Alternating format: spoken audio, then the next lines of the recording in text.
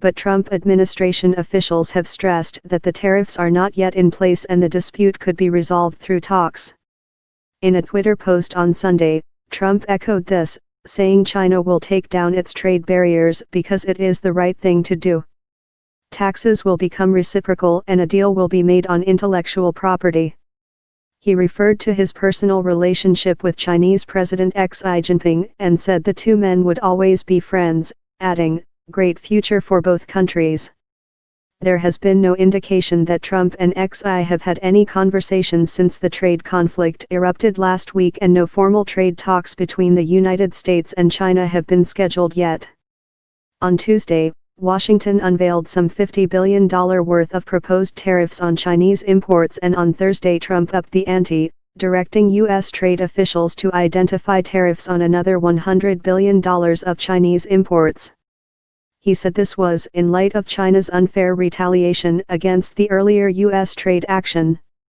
China responded by saying it was fully prepared to respond with a fierce counter-strike if the United States followed through on the new threat. China's Commerce Ministry spokesman, Gao Feng, said on Friday that Trump's threat of another package of tariffs was extremely mistaken and unjustified, adding no negotiations were likely in the current circumstances. Crude oil and global equity markets tumbled on Friday on investor worries about the impact a tariff war could have on the world economy. Firmly attacked, China's state media has sharply criticized the United States, saying its trade protectionism actions will end in defeat. If the U.S. says that it will pay any price, it must be firmly attacked, China's official Xinhua news agency said on Saturday. We call on the international business community, including the United States industrial and commercial circles, to take prompt and effective measures and urge the U.S. government to correct its errors, it said.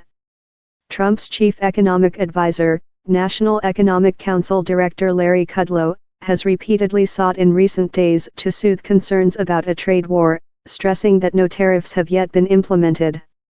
He reiterated that in an interview on CNN's State of the Union show on Sunday, saying, "This process might turn out to be very benign.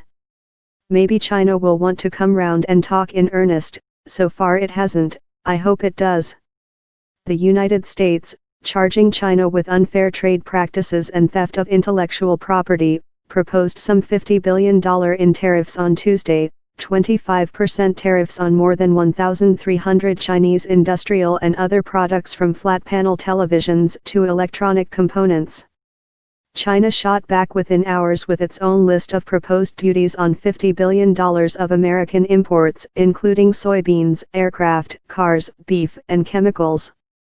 U.S. Treasury Secretary Stephen Mnuchin said on the CBS program Face the Nation there was a risk of a trade war between the United States and China, but that he did not expect one.